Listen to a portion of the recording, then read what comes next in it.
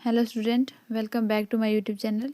मैं हूँ राबिया। आज हम स्टार्ट करने जा रहे हैं नीट बायोलॉजी का एक इम्पॉर्टेंट चैप्टर जिसका नाम है लोकोमोशन एंड मूवमेंट।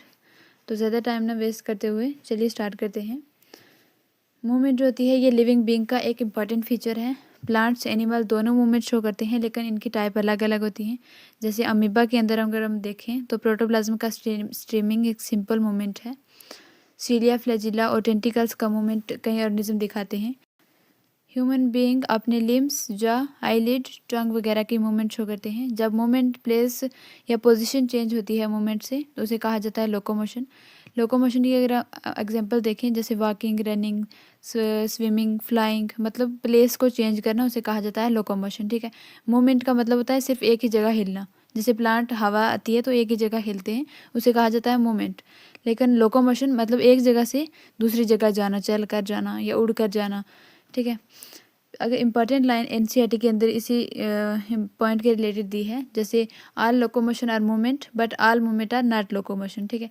अगर हम देखें इसमें बोला है कि लोकोमोशन, सारी लोकोमोशन मूवमेंट होती हैं लेकिन मूवमेंट लोकोमोशन नहीं हो सकती। ठीक है।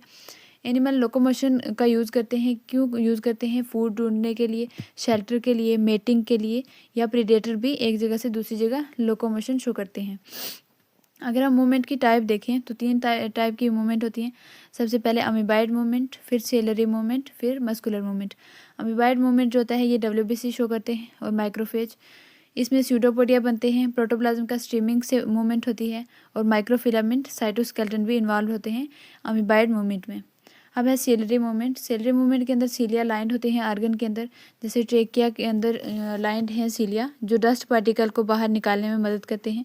फीमेल रिप्रोडक्टिव ट्रैक के अंदर भी सीलिया पाए जाते हैं जो ओवा की मूवमेंट में हेल्प करते हैं। फिर मस्कुलर मूवमेंट, जो मसल के कंट्रैक्शन से मूवमेंट होती है उसे कहा जाता है मस्कुलर मूवमेंट। जैसे लिम्ब के अंदर देखने को मिलती है, जॉ के अंदर, टंग के अंदर देखने को मिलती है। लोकोमोशन के लिए अगर हम मस्कुलर प्लस स्केलेटन और नर्वस सिस्टम तीनों का कोऑर्डिनेशन होगा तो लोकोमोशन होगी। ठीक है। तीनों का कोऑर्डिनेशन होना चाहिए। स्केलेटन मसल का, नर्वस टिश्यू का कोऑर्डिनेशन होना चाहिए, तभी लोकोमोशन देखने को मिलेगी। अब देखते हैं मसल। मसल जो है एक मेसोडर्मल टिश्यू है जो हमारी बॉडी का 40 to 50% वेट जो है वो मसल बनाते हैं। मसल की अगर हम प्रॉपर्टी देखें, ये प्रॉपर्टी शो करते हैं एक्साइटेबिलिटी, कॉन्ट्रैक्टिबिलिटी, एक्सटेंसिबिलिटी और इलास्टिसिटी। अगर हम टाइप देखें मसल की बेस्ड ऑन लोकेशन, सबसे पहले स्केलेटन मसल, फिर विसरल मसल जिन्हें स्मूथ मसल भी कहा जाता है, फिर कार्डियक मसल। स्केलेटन मसल जो होते हैं ये बोन से अटैच होते हैं और स्ट्रिप्टेड अपीयरेंस देखने को मिलती है स्केलेटन मसल के अंदर। वॉलेंट्री होते हैं, मतलब हमारी मर्जी के मुताबिक ये कॉन्ट्रैक्ट रिलैक्स करते हैं। फिर लोकोमोशन या पोस्चर के लिए स्केलेटन मसल हेल्प करते हैं। अब है विसरल मसल या स्मूथ मसल, जो हॉलो आर्गन के अंदर देखने को मिलते हैं, मतलब हमारे इंटरनल आर्गन जो हैं उनके अंदर स्मूथ मसल देखने को मिलते हैं। नॉन स्टेरॉइड होते हैं और इनवॉलेंट्री नेचर होते हैं। और फूड और गैमेट्स की मूवमेंट होती है स्मूथ मसल के द्वारा होती है। अब है कार्डियक मसल।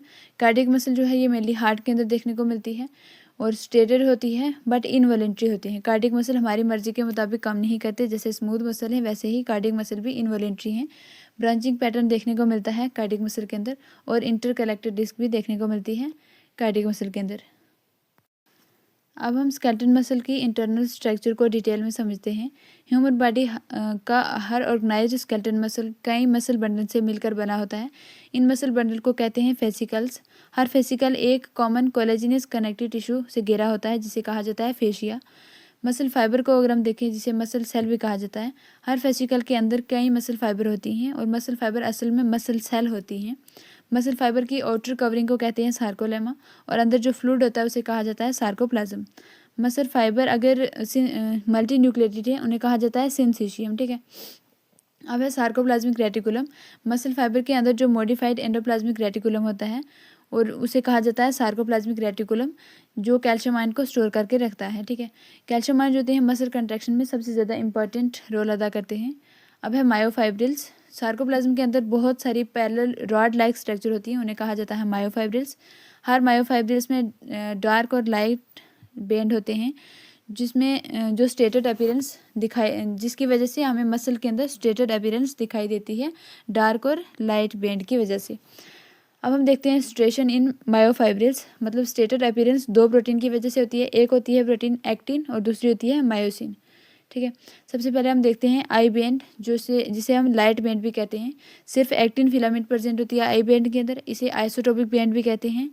बीच में एक इलास्टिक लाइन होती है, उसे कहा जाता है जेड लाइन, ठीक है। जेड लाइन, दो आई बैंड के बीच में एक इलास्टिक लाइन होती है जिसे कहा जाता है जेड लाइन, ठीक है। एक्टिन फिलामेंट जो है जेड लाइन से अटैच होती है। अब है ए बैंड, जिसे डार्क बैंड भी कहा जाता है। यहाँ मायोसिन फिलामेंट प्रेजेंट होती है, इसे एन आइसोटोपिक बैंड कहते हैं। ए बैंड के सेंटर में एम लाइन होती है जो मायोसिन फिलामेंट को होल्ड करके रखती है, ठीक है। अब है एच जोन। ए बैंड का वो सेंट्रल पार्ट जहाँ एक्टिन ओवरलैप नहीं होती उसे कहा जाता है एच जोन। सिर्फ मायोसिन वहाँ देखने को मिलती है, उसे कहा जाता है एच जोन। अब है सार्कोमियर। दो कॉन्जुकेटिव जेड लाइन के बीच में जो रीजन होता है उसे कहा जाता है सार्कोमियर। सार्कोमियर मसल कंट्रैक्शन का फंक्शनल यूनिट है। अब हम देखते हैं स्ट्रक्चर ऑफ कंट्रोटाइल प्रोटीन।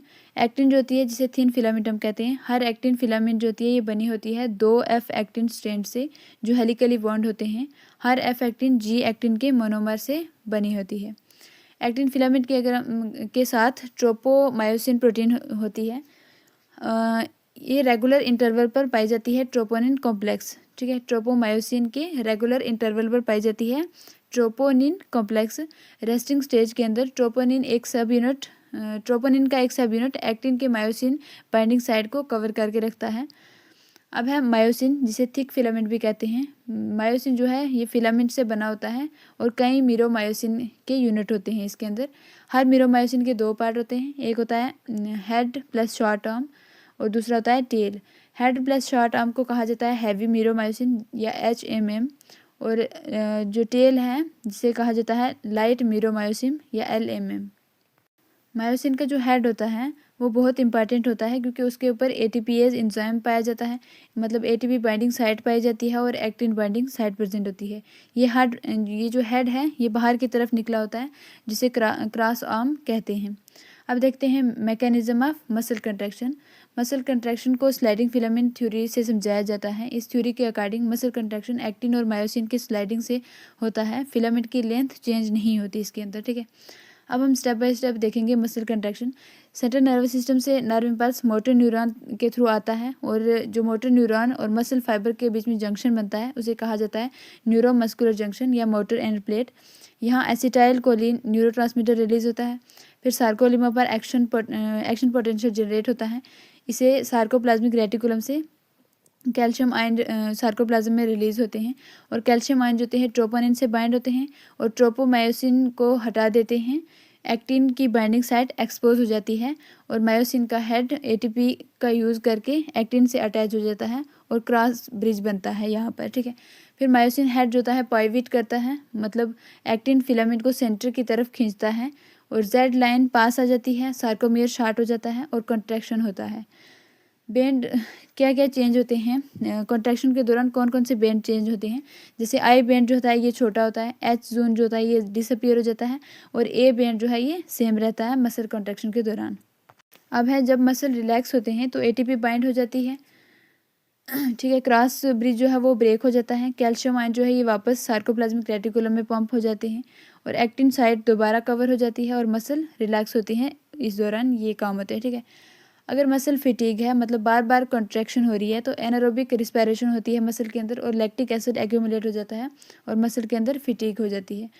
अब है red and white muscle fibre. Red fibre जो होते हैं ज़्यादा मायोग्लोबिन इनके अंदर देखने को मिलता है, ज़्यादा माइटोकॉन्ड्रिया होता है और एरोबिक रिस्पायरेशन रेड फाइबर के अंदर देखने को मिलती है और लॉन्ग टर्म एक्टिविटी के लिए रेड फाइबर मसल यूज़ किए जाते हैं।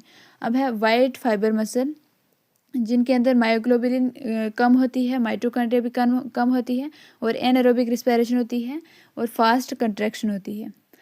अब देखते हैं स्केलेटन सिस्टम जो होती है बोन प्लस कार्टिलेज की फ्रेमवर्क को कहा जाता है स्केलेटन सिस्टम। मूवमेंट के लिए एसेंशियल होता है स्केलेटन। हमारा जो स्केलेटन है उसके अंदर 206 बोन पाई जाती हैं। सबसे पहले हम देखते हैं एक्सियल, जिसमें 80 बोन होती हैं। 80 बोन के अंदर स्कल, वर्टिब्रल कॉलम, स्टर्नम और रिब्स होती हैं। सबसे पहले हम देखते हैं स्कल के अंदर कितनी बोन होती हैं। टोटल बोन स्कल के अंदर 22 होती हैं, 8 क्रेनियम की और 14 फेशियल। मिडिल एयर के अंदर अगर हम देखें तो मेलियस, इनकस, स्टेप्स 3 बोन होती हैं।